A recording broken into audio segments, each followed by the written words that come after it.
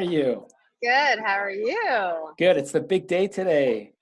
Yeah, it is. And sorry for the last minute. I was standing at our booth. Finally, like everything's done. It's been such a busy couple of weeks, and I thought, I wonder if JP would be interested in actually seeing it. You were right. I am very interested. Okay. Tell me how it's going. So far, so good. So I personally connected with every table of employers so they know kind of what it's all about. Because not all of them were the ones that filled the form out to come to the fair, so they weren't all familiar with the challenges. And then, I mean, you've seen the website, so for on the student side of it, and I don't know if you can see. I mean, you should be able to see the numbers on your end, but we've had over 1,000 people, I think, do the digital card sort. You've had 1,000 people do the sort. That's amazing. Yeah. Can you So, tell me why you decided to do your fair completely differently this year?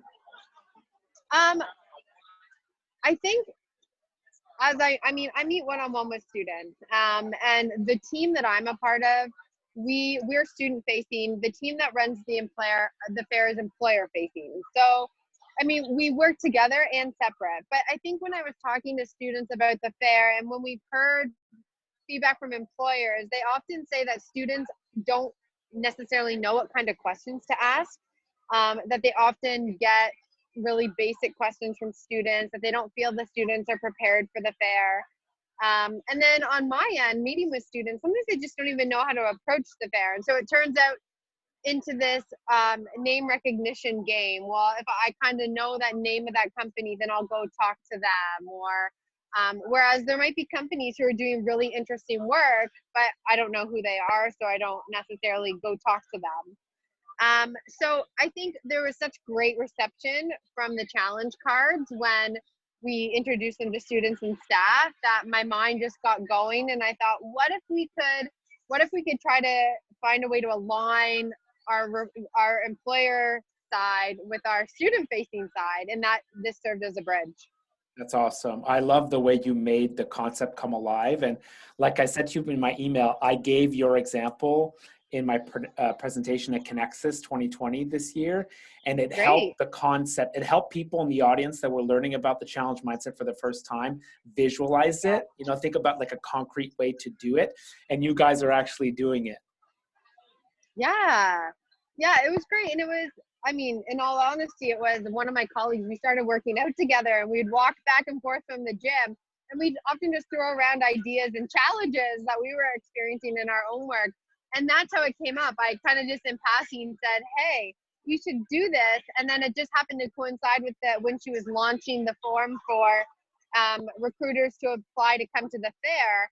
And she just swapped out the questions. So we used to ask them what level they were recruiting for, like first year, second year, which they all just selected them all anyhow. It was kind of a useless field.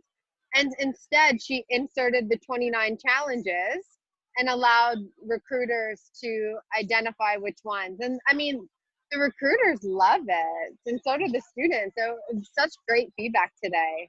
How many companies did you get? There's 60 some odd. Wow. Yeah, so which is interesting. And you and I had this conversation around, sometimes they were picking challenges related to their actual work, and sometimes it was more like culture, related to their culture. So overall, I think companies found challenges that applied to them. I noticed a small gap in like companies who are consulting companies had a difficult time picking challenges, and then building and construction companies. That makes sense. So, yeah, there wasn't really a play so there's a few gaps, I feel, based on some of the companies that are here, where there wasn't really a challenge that kind of captured their work, whereas some of them, like a good portion of them, the challenges were fantastic, like captured their work in a really nice way. That's great. So for next year, a couple of ideas. We can add the skilled trades cards, and the construction companies will find 2 or 3 things that will match them for sure. And the creative companies that say, you know what, we get the challenge mindset, but we're working on a different challenge. We can even talk about how to help them articulate that without giving them free reign, because we don't want to let each company do that. There may be a few unique cases where they we give them the chance to do that. And maybe they pay a higher sponsorship fee to identify their own challenge. That's an idea. Their own challenges. Yeah, yeah. No, that's true. Are you in the room right now? Like, can you show us what it looks like? I am. Yep. So I'll do that. I'm just gonna. Can I turn my camera around? Yes. Yeah, I think if you press the flip, yeah. Okay, I'm gonna take you around. I'm gonna go this way. So what I'll show you, what we also did, so we have our website, but as you can see in the top corner of all the booths, we've printed them out. Oh, terrific. Got it. And so a student can kind of walk around at the fair and see for the different employers up in the top corner. This is one of our sponsors, Schaefer. Hi. Yeah, so you can see they're all in the top corner. You can see the challenges, and so students can come through on their phones, or they can, if they haven't been to the website, then they can ask questions that are up about the challenges up there. And have you overheard any students or employers talking about challenges and the problems they're trying to solve? And if so, how are they doing?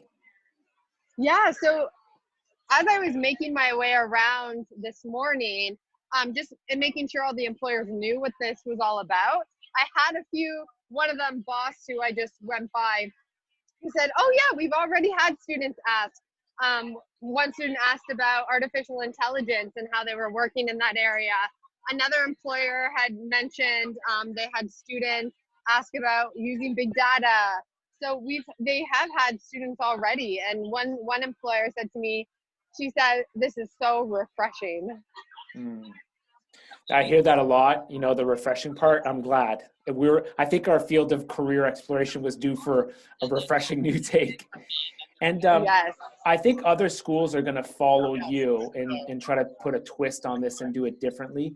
What advice do you have for colleges or universities or even high schools as they're setting up an event like this? I think just try it. There's lots of questions you could ask that might prevent you from taking action on it. And so I think just doing it and trying it, we weren't sure how we would execute it fully, but we just kind of went for it. Even the signs were last minute. We had them printed yesterday, had them cut out and put up last night. So I think don't give yourself time to execute on these things, and know that you'll learn as you go. I mean, we're already coming up with ideas for our next fair. So that's great. So thanks for showing us around. Yeah. Can I ask you a question about you? Yes. How did you convince your team to join in on your vision to do this differently? Person who organizes the fairs, and